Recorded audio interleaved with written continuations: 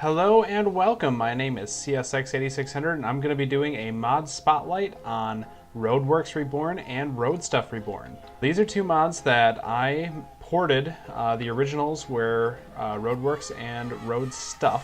Let's get started with RoadWorks Reborn. So you have two sticks and a wool up in the top right corner. That'll give you your side stripe painter. You can use yellow wool instead of white wool, and that'll give you your yellow variations for your painters. Same thing with the center stripe painters. You got the white wool in the top middle and the yellow wool for the center stripe painter in the top middle. The extra stripe painters is essentially the same pattern as an axe, except you're replacing the wood with wool. And you got your yellow variation of that. The arrow painter essentially looks like an arrow, and you can use the two different color wools for the two different variations, and of course the tar block, which is a furnace with a ink sac in the middle, and that'll give you 8 of these tar blocks. So let's take a look and see what these things look like in action. So I'm going to make a small section of road here.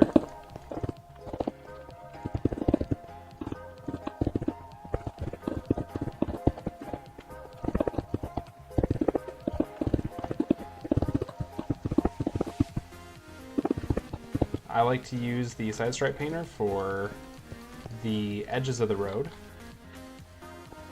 And I'm going to make a double solid line. And maybe on this one we'll just force everybody to turn right. You can see in the top left corner we have the arrow that is selected, so in this case I'm going to force everybody to turn right. And maybe on this side I'm going to force everybody to also turn right. Awesome. We have the extra stripe painters as well, which will allow you to place down corners and all kinds of fun stuff like that. Here's one with a horizontal extension.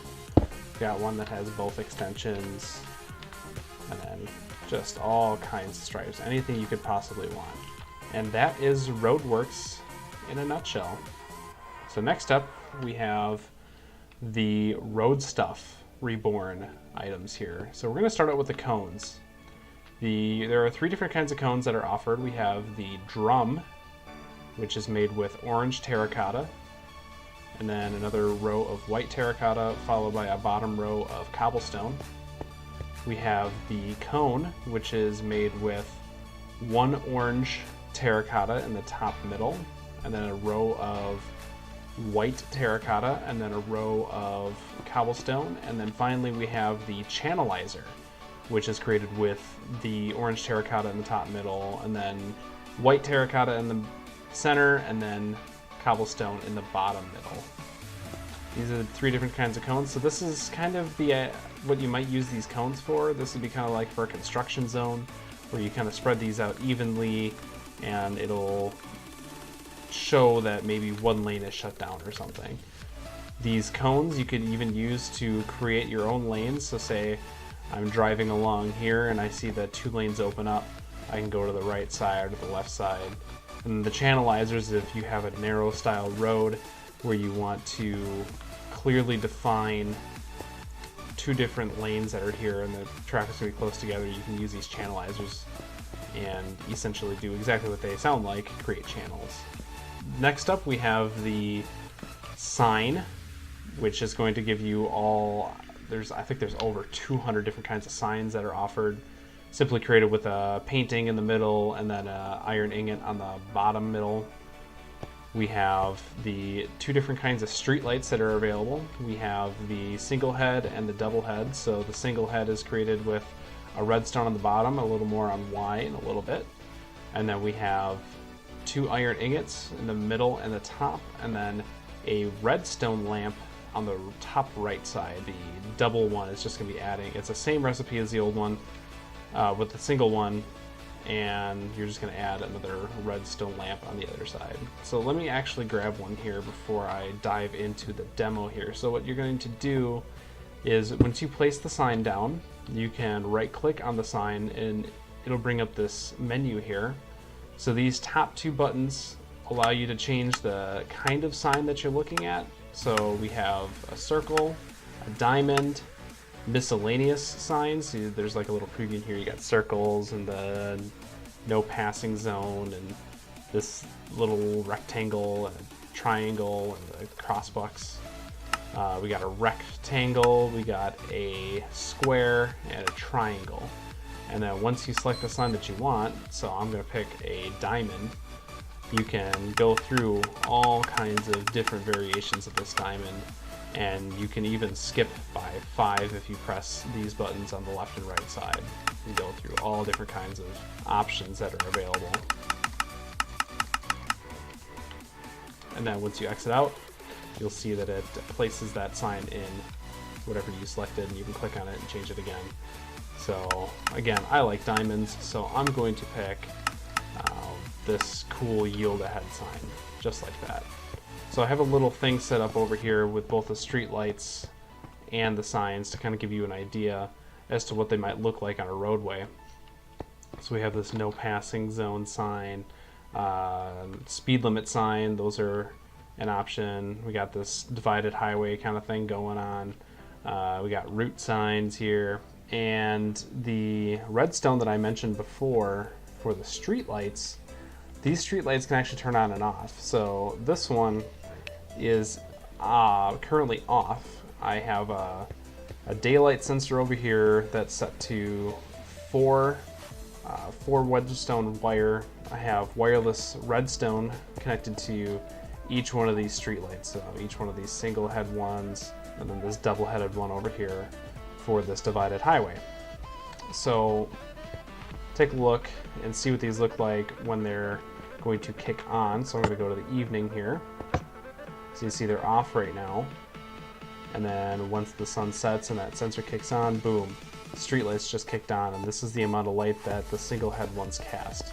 It's perfect for a 7-wide roadway. You can have them nice and evenly spread out. You can have them on one side of the road, both sides of the road, does not matter. And then we also have the double-headed streetlight over here, which is great for a divided highway. This is about what it would look like in reality. Kind of dark over here, but casts a lot of light. And then we can see those kick back off in the morning. So the moon is setting over here, and then once the daylight there goes, the lights have kicked off. So you can choose whether or not you want your lights to light up. Don't have to use a wireless redstone if you don't want to. You can run your own redstone. Doesn't matter. As long as there's a redstone current going to the street light, they will turn on and off. So you supply redstone to turn them off. So you can see here the daylight sensor's on. It's going to the transmitter here, and it is applying redstone to these street lights, which turns them off. Otherwise they're on by default. That's why the ones over here are on all the time. So those are the signs and the street lights. Now the biggest part of this mod is the railway crossings. The pole is very simple. It's 3 iron ingots in a vertical line. That'll give you your pole. So this is your crossing base. It's essentially just a pole, but it has this small block here at the bottom that kind of gives it a nicer look when it's actually on the ground. So that's just made with the same recipe as the pole. It's just at the bottom we have a bit of cobblestone. Here we have the crossing gate. This is an animated thing we'll show you once we get to the demo. To make this, you have 2 iron ingots, a gold ingot in the bottom right corner. In the middle you have red terracotta, and then in the top left you have white terracotta, and that'll give you a crossing gate. Here you have the crossing lamps. These lamps will flash back and forth. So to create these, you have a T of iron ingots, and then you have 2 redstone lamps. Then next we have the crossbucks that are on a pole. This is pretty simple. You have an X that's made out of white terracotta, and then you add 2 iron ingots on either side. Here we have the SafeTran Type 3 bell for your crossing. This is just a gold ingot on the bottom and an iron ingot on top. That'll give you your SafeTran bell. We have the SafeTran mechanical bell. We just create a cross using the iron ingots. So this will give you most of what you need for your rural railroad crossings that are gated or what have you. If it's a more in-town crossing or a busier crossing, you might want to include your overheads. And I believe in reality, these are actually called cantilevers, or there's lots of different fancy names for these. So this is just the furnace recipe, but instead you're made out of iron ingots. And to make this look right while you are placing these on top of the rest of the railroad crossing, you put it on a pole, which is made out of 2 iron ingots and a overhead.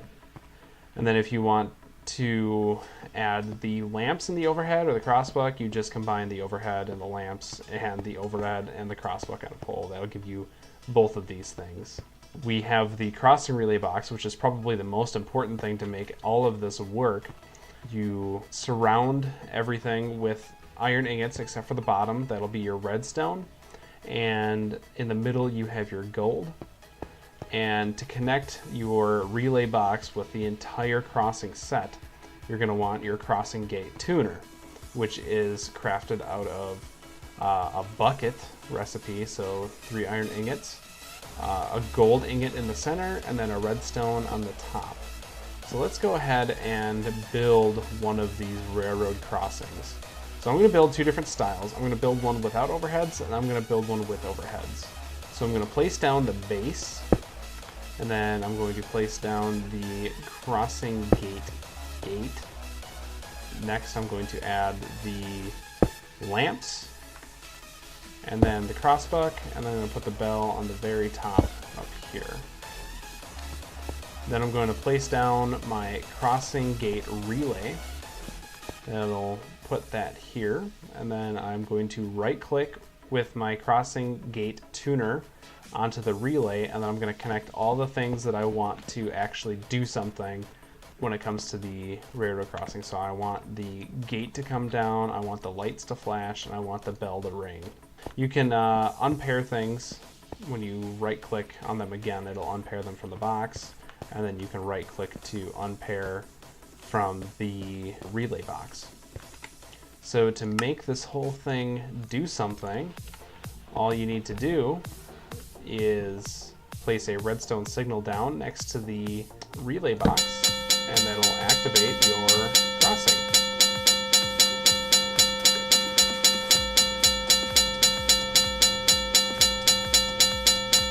And then when you are done, you can get rid of your redstone and the crossing will go back up. So that's one version. The other version is, what if I want to add the overhead? So I'm going to place down my base and then my gate, and that'll actually be it for this pole. So I'm going to place down another base, then I'm going to actually add a pole, and then I'm going to add my lamps, my crossbuck, and then I'm going to put on my overhead, and then my bell. I'm going to grab the overhead lamps, and the overhead crossbuck. Place like so. And lamps. Actually, I'm going to do lamps right away, and then the crossbuck, and then maybe some more lamps. No, I'm going to change that. I'm going to actually add just an empty overhead, then the lamps, then the crossbuck, and then lamps again. Yeah, that looks right. So I'm going to place down another one of my relay boxes, and I'm going to connect everything like I did with the old one. So we got the gate, the lamps themselves, the bell, the overhead lamps, and I think that's it. And now I'm going to place down my redstone, and that should make this whole thing go. Down it comes.